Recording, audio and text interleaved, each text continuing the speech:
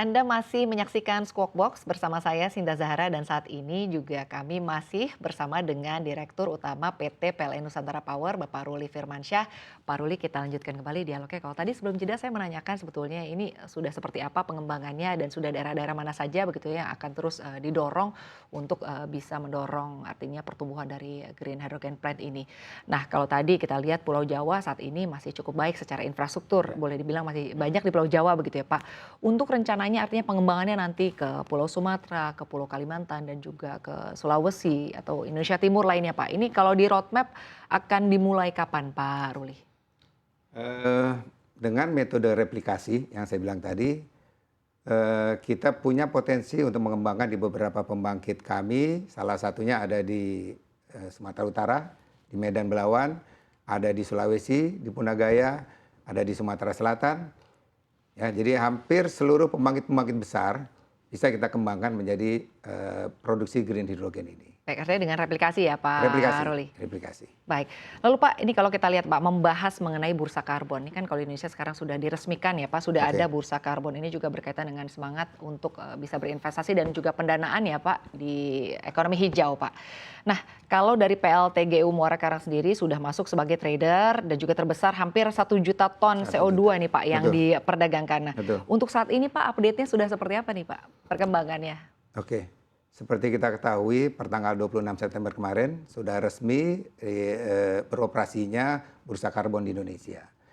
Seperti Mbak Sasa tadi sampaikan, PLN Nusantara Power dalam hal ini merupakan satu dari 3 perusahaan di Indonesia yang sudah memiliki sertifikat penurunan emisi dari KLHK. Artinya kita sudah bisa menjual penurunan karbon kita di bursa.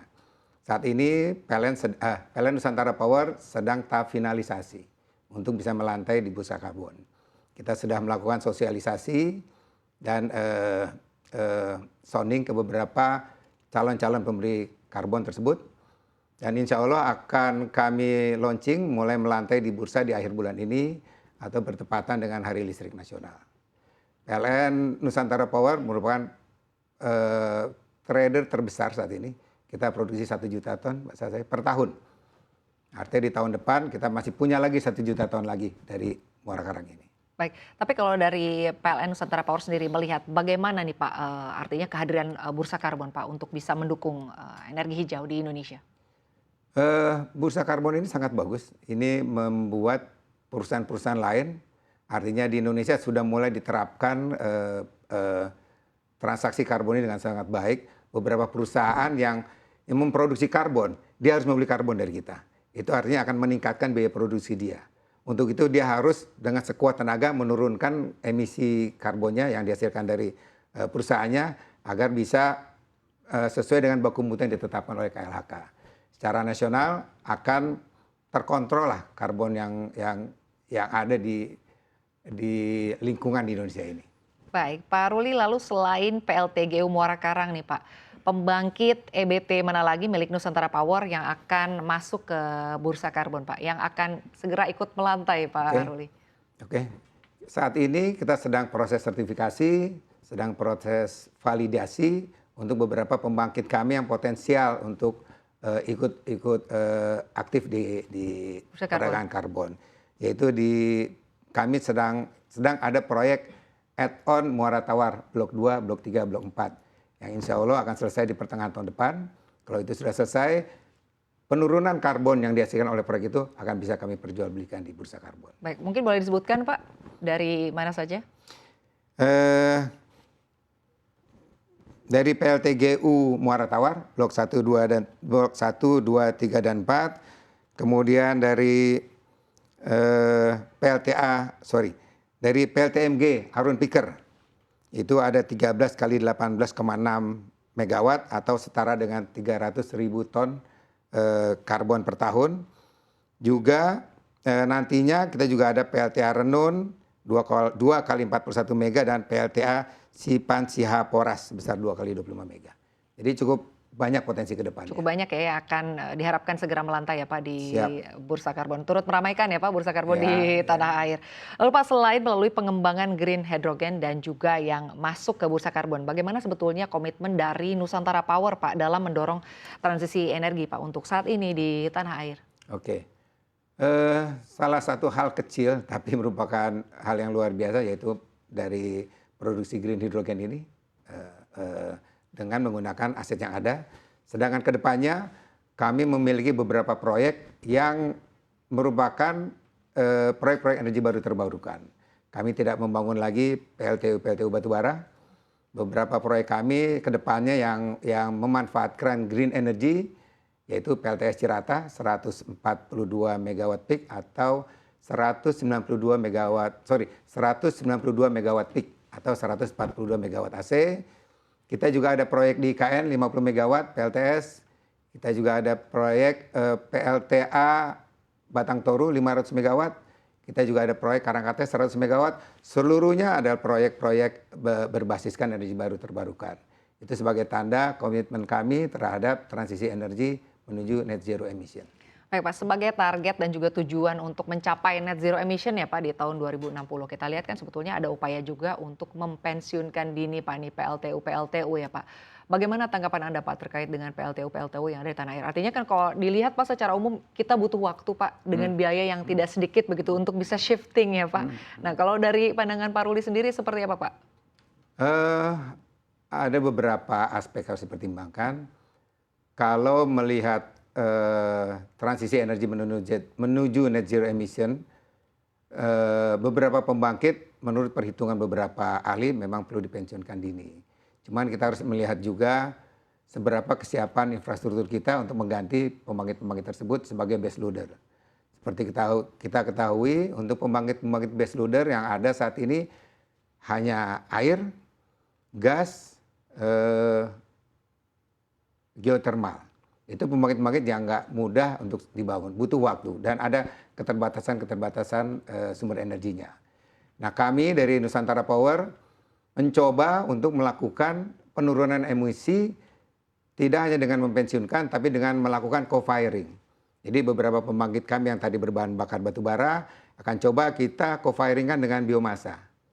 Dan juga kami sudah melakukan studi, bahkan studi untuk menggunakan 100% biomasa untuk pembangkit di atas 100 megawatt. Kalau pembangkit di bawah 100 megawatt di 15 mega, 17 mega sudah full dengan biomasa. Cuman kita akan coba di atas 100 megawatt menggunakan biomasa sepenuhnya. Mudah-mudahan ini bisa mengatasi masalah base loader. Emisi dan bisa, juga ya Pak ya? Ya, emisi akan turun, juga bisa menghindari pensiun dini. Baik, jadi artinya co-firing dengan biomasa ini dampaknya adalah emisinya artinya bisa didinginkan ya Pak, dilandaikan atau diminimalkan ya Pak. Tapi kalau dari Nusantara Power sendiri Pak untuk saat ini PLTU mana Pak yang berencana mungkin kan ini kan kalau tadi Bapak menyampaikan kita butuh waktu, butuh biaya begitu ya Pak, mungkin dari infrastruktur juga begitu. Mana yang akan lebih dulu Pak, PLTU mana yang akan dipensiunkan lebih dulu? Kan ada banyak nih Pak, pasti akan bertahap juga Pak, tidak akan secara langsung serentak begitu Pak ditutup. Untuk pensiun dini PLTU batubara kami masih didiskusikan, Mbak Sasya. Ada beberapa memang sudah mulai keluar nama-namanya, tapi operasionalisasinya masih dalam pembahasan. Nah, kami sedang berjuang agar PLTU yang masuk dalam list untuk pensiun dini, kami sedang berusaha untuk bisa diperpanjang. Yaitu kami akan berjanji untuk menurunkan gas emisinya dengan menggunakan biomasa tersebut. Salah satunya adalah PLTU di Paiton. Jadi PLTU di Paiton ya Pak. Lalu Pak menyinggung mengenai kita lihat ini musim kemarau yang cukup panjang ya Pak, El Nino juga begitu. Artinya PLTA pasti akan terpengaruh ya Pak. Kita lihat ada PLTA Cirata Pak dari Nusantara Power. Bagaimana Pak? Artinya musim atau situasi anomali iklim ini mempengaruhi PLTA di Cirata. Oke. El Nino ini kita ketahui sangat berpengaruh terhadap curah hujan yang turun di Indonesia. Untuk Cirata kami lihat belum terlalu berpengaruh karena Cirata itu beroperasi dengan CF 15% untuk peaker aja. Tapi di beberapa pembangkit kami yang lain sudah mengalami penurunan daya mampu. Contohnya adalah PLTA di Bakaru yang daya mampunya sudah turun mungkin hampir 50% dengan kapasitas 2 kali 65 megawatt. Baik, lalu selanjutnya Pak untuk update-nya sampai dengan saat ini artinya PLTA di Cirata masih aman aja begitu ya Pak Ruli? Ya, untuk Bakaru yang kita eksekusi. Untuk Bakaru kita sudah melakukan yang disebut TMC atau teknologi modifikasi cuaca. Kami mencoba menurunkan hujan buatan yang sudah kita lakukan sejak tanggal 3 Oktober. Ini adalah salah satu kontribusi kami, salah satu langkah yang kami lakukan selain untuk menurunkan debu-debu di wilayah sekitar, juga bisa mengoptimalkan kembali pembangkit kami. Itu kami lakukan di Bakaru, di Sungai Mamasa, dan alhamdulillah saat ini sudah mulai turun hujan dari aktivitas yang kami lakukan di sana. Baik, artinya untuk PLTA Cirata ini tidak terpengaruh ya Pak oleh musim kemarau dan juga mungkin PLTA lain in general di seluruh Indonesia Pak? Sudah mulai turun, cuman masih belum signifikan. Baik, artinya untuk saat ini masih boleh dibilang Masih oke-oke aja. masih oke. Kalau dari produksi artinya masih oke juga Pak?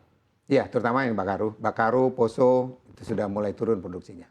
Baik, lalu Pak untuk target dari perusahaan sendiri ya Pak, dari Nusantara Power, seperti apa Pak? Artinya target ke depannya selain dari tadi Bapak menyebutkan upaya untuk terus mendorong produksi dari Green Hydrogen Plant. Nah ke depannya apalagi Pak rencana-rencana dari Nusantara Power Pak? Kami selain seperti Ibu ketahui, Mbak Sasa ketahui, PLN ini telah membentuk dua Genco, Indonesia Power dan Nusantara Power. Kami berdua dengan Indonesia Power bersama-sama mengembangkan potensi pembangkit di Indonesia. Ya. Selain itu, kami juga sedang mencoba melangkah keluar. Kita mencoba membuat beberapa kerjasama dengan pihak-pihak luar negeri untuk bisa mengembangkan dan juga melakukan operation and maintenance di pembangkit-pembangkit di luar negeri. Baik, terima kasih Pak Ruli sudah menjelaskan cukup jelas sekali begitu ya mengenai Green Hydrogen Plant. Pak, sukses selalu untuk Bapak. Terima kasih sudah hadir di studio CNBC Indonesia Pak. Salam sehat dan sukses selalu untuk Anda Pak Ruli. Terima kasih Mbak Sasa.